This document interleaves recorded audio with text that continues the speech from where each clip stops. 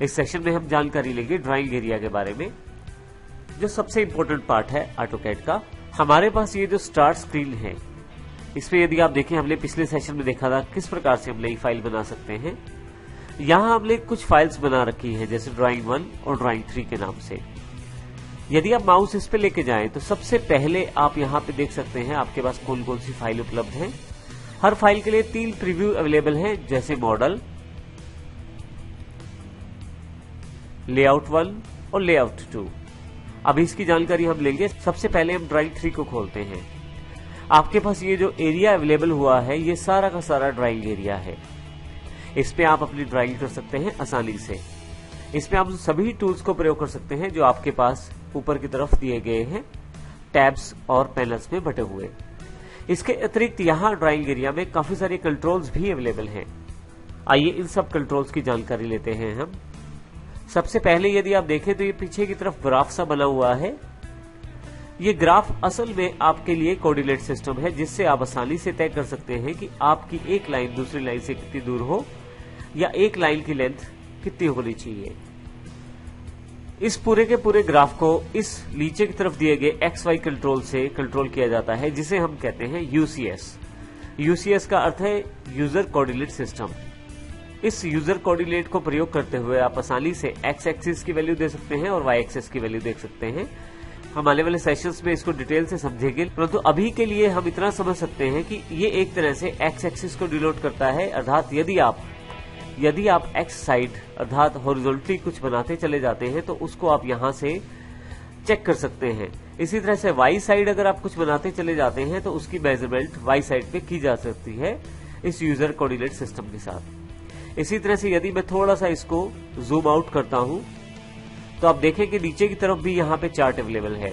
यदि आपका x minus की तरफ जाता है तो ये बिल्कुल विपरीत साइड यानी कि उल्टी साइड इस तरफ आ जाएगा। इसी तरह से यदि आप माइनस वाई में कुछ ड्रॉ करना चाहते हैं तो वो नीचे की तरफ आ जाएगा।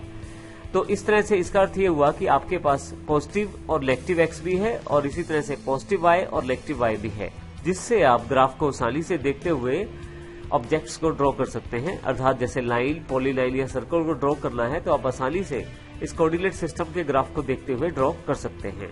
डिफॉल्ट रूप में हमारे पास यूसीएस कोऑर्डिनेट्स 3 होते हैं। यहाँ पे आपके सामने 2 दिखाए गए हैं, एक एक्स एक्सिस, एक वाई एक्सिस। इसके अतिरिक्त एक छुपा हुआ कोऑर्डिनेट यहाँ पे है, वो है जेड एक्सिस, क्योंकि हम यहाँ पे 2D ड्राइंग्स कर रहे हैं। अर्थात आप केवल 2 डायमेंशनल ड्राइंग्स कर रहे हैं, इस कारण से वो यहाँ नहीं दिखाया गया। परंतु यदि मैं बिल्कुल साथ वाली फाइल पे चला जाता हूँ जो ड्राइंग 1 है और इसमें मॉडल को चुन लेता हूँ यहाँ से मैं, तो आप देखेंगे यहाँ पे जेड एक्सिस अवेलेबल है। ये जेड एक्सिस इसलिए अवेलेबल है क्योंकि हमारी ये जो ड्राइंग है ये 3D ड्राइंग है। तो इस तरह से यदि आपके पास 3D ड्राइंग्स है तो जेड एक्सिस अपने आप अवेलेबल हो जाएगा और इसका अर्थ ये हुआ कि आप 3D ड्राइंग्स में जेड एक्सिस को निर्धारित कर सकते हैं इस कोऑर्डिनेट सिस्टम के साथ। तो इस तरह से यूजर कोऑर्डिनेट सिस्टम में आप एक्स, वाई, जेड तीनों को निर्धारित कर सकते हैं। आने वाले सेशन में हम देखेंगे किस प्रकार से इसका प्रयोग किया जा सकता है। यहाँ ऊपर की तरफ ड्राइंग एरिया में WCS आइकॉन अर्थात word coordinate system icon available है। यहाँ यदि आप देखें तो इसमें काफी सारे बटन दिए गए हैं अलग अलग साइड पे। अलग अलग साइड पे जाने के लिए आप अलग अलग दिशा का प्रयोग कर सकते हैं। इसमें हमारे पास जैसे ड्राइंग 1 में ये 3D ड्राइंग है तो इसको हम आसानी से समझ सकते हैं। यदि आप नीचे बटन पे क्लिक करें तो आप नया यूसीएस अर्थात यूजर कोऑर्डिनेट सिस्टम भी बना सकते हैं या नया अपने लिए बिल्कुल यूसीएस क्रिएट कर सकते हैं। इसी के साथ यहाँ पे किसी दिशा में जाना हो अगर आपको तो वो भी आप आसानी से जा सकते हैं। जैसे यहाँ से वेस्ट, ये देखें, और यहाँ से फिर से वापस फ्रंट में। अब यहाँ से किसी भी दिशा में भी जा सकते हैं। आप देखेंगे यहाँ पे वेस्ट, नॉर्थ, ईस्ट और साउथ चारों दिशाओं की जानकारी दी गई है। इसके अतिरिक्त बीच में टॉप लिखा हुआ है। यदि मैं यहाँ देखूं तो ये एक तरह से मेरे पास इमेज का टॉप व्यू है, इस कारण से ये टॉप दिखाया गया है। यदि मैं यहाँ से मूव करना शुरू करता हूँ, जैसे बैक, लेफ्ट, टॉप, फ्रंट, तो इस तरह से काफी सारी साइड से मैं अपने किसी 3D इमेज को देख सकता हूँ। ये अभी सिंपल वायरफ्रेम इमेज है तो इसको मैं यहाँ पे 3D में पूरी तरह से नहीं देख पा रहा, परंतु ये हमें ये जानकारी जरूर दे रही है कि हम अलग अलग दिशाओं से, अलग अलग एंगल से उस पर्टिकुलर इमेज को देख सकते हैं। इसी तरह से आपके पास यहाँ ऊपर की तरफ रोटेशनल बटन दिए गए हैं और डायरेक्ट यहाँ से दिशा को चेंज कर सकते हैं कुछ इस प्रकार से। देखिए मैं इस प्रकार इसको चारों तरफ घुमा भी सकता हूं, जिस तरफ मैं चाहूं। मैं वापस इसे टॉप पे ले आता हूं। इसी प्रकार से यदि हम यहां लेफ्ट साइड पे चले ऊपर की तरफ, तो हमारे पास 3 तरह के कंट्रोल यहां अवेलेबल हैं। व्यू पोर्ट कंट्रोल, जिससे हम व्यू पोर्ट्स क्रिएट कर सकते हैं अपनी किसी ड्राइंग का। इसी तरह से हमारे पास यहाँ पे व्यू कंट्रोल्स हैं। हम डायरेक्ट यहां से देख सकते हैं किस एंगल से हम अपनी इमेज को देखना चाहते हैं। जैसे टॉप के स्थान पर बॉटम से देखना चाहता हूं तो बॉटम से वो इमेज सामने आ जाएगी। लेफ्ट से देखना चाहता हूं तो लेफ्ट से, राइट से देखना चाहता हूं तो राइट से। ये वही कार्य कर रहे हैं जो आपने यहाँ पे WCS में किया था। तो इसमें लेकिन यहाँ पे मॉडिफिकेशन के साथ साथ आपको उस तरफ भी चेंजेस दिखाई देते हैं। तो इस प्रकार से आप अलग अलग मॉडल व्यूज को देख सकते हैं। मैं यहाँ से टॉप चुन लेता हूं दोबारा। इन सभी चीजों की जानकारी हम डिस्क्रिप्टिव रूप में आने वाले सेशन में अवश्य लेंगे। इसी तरह से हमारे पास यहाँ विजुअल स्टाइल्स भी दिए गए हैं, क्योंकि जैसे मैंने जानकारी दी ये हमारे पास एक तरह से 3D इमेज है। अगर मैं इसको 2D वायरफ्रेम में देखना चाहता हूं तो क्लिक करूंगा, हालांकि कोई खास फर्क नजर नहीं आया वायरफ्रेम में, लेकिन अगर मैं इसे कंसेप्चुअल पे क्लिक कर देता हूं तो आपको काफी फर्क नजर आएगा। अब यहां से यदि मैं इस WCS आइकॉन से दोबारा से इसे रोटेट करके देखूं अलग दिशा में, तो आप देखेंगे आपकी इमेज में काफी फर्क नजर आ रहा है। आप ऊपर या नीचे वाली साइड से इसे आसानी से देख सकते हैं और ये बिल्कुल अलग नजर आ रही है हर साइड से, क्योंकि अब की बार इसका विजुअल स्टाइल भी चेंज हो गया है। मैं यहां से कॉन्सेप्चुअल की जगह हिडन भी कर सकता हूं और यहां से रियलिस्टिक व्यू भी अवेलेबल है। फिर से यदि आप यहां से जाकर भी आप देख सकते हैं बॉटम साइड से किस प्रकार दिखाई दे रहा है, और मॉडल व्यूज में लेफ्ट साइड से देख सकते हैं हम इसे। तो इस प्रकार अलग अलग व्यूज को आप देख सकते हैं और अलग अलग विजुअल स्टाइल आप यहां से अपना सकते हैं। मैं यहां से 2D वायरफ्रेम में वापस आ जाता हूं। तो इस प्रकार आप इन व्यू कंट्रोल्स का प्रयोग कर सकते हैं। इसी तरह से हमारे पास यहाँ पे नेविगेशन बार दी गई है, जिसमें अलग अलग बटन है। हम यहाँ पे इन सबकी जानकारी लेंगे आने वाले सेशन में, लेकिन अभी सबसे इम्पोर्टेंट यहाँ पे पैन बटन अवेलेबल है।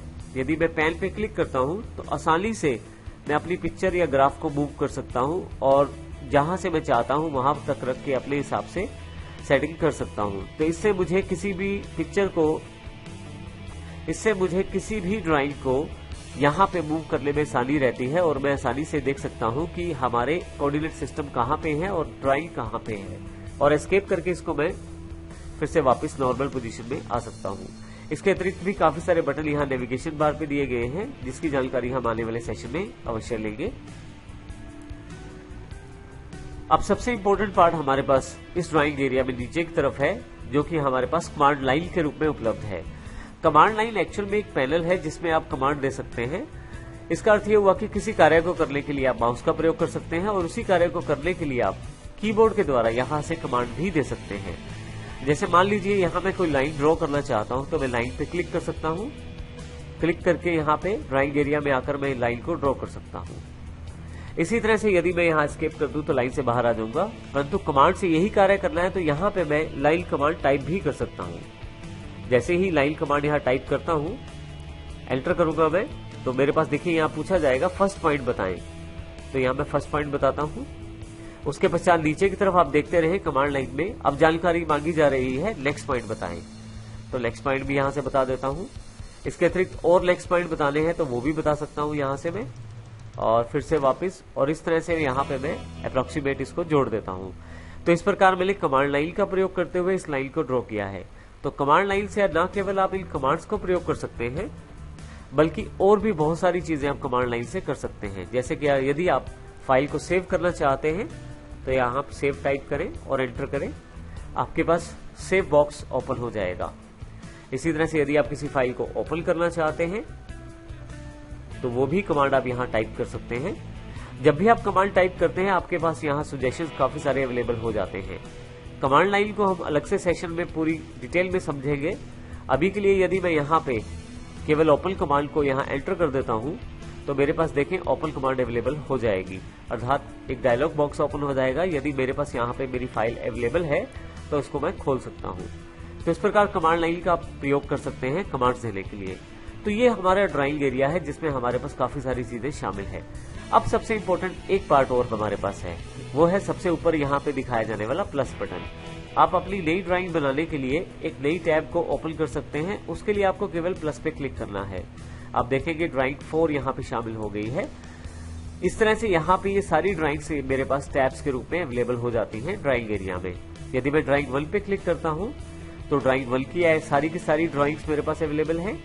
ड्राइंग 3 में ड्राइंग 3 की लाइन्स, ड्राइंग 3 में ड्राइंग 3 की ड्राइंग्स अवेलेबल है। ड्राइंग 4 में जो ड्राइंग मैं करना चाहता हूँ वो आसानी से यहाँ पे कर सकता हूँ। इस तरह से यहाँ पे मैं एक साथ कई ड्राइंग फाइल्स के साथ काम कर सकता हूँ। केवल मुझे प्लस पे क्लिक करना है और मेरी नई ड्राइंग यहाँ पे खुल जाएगी।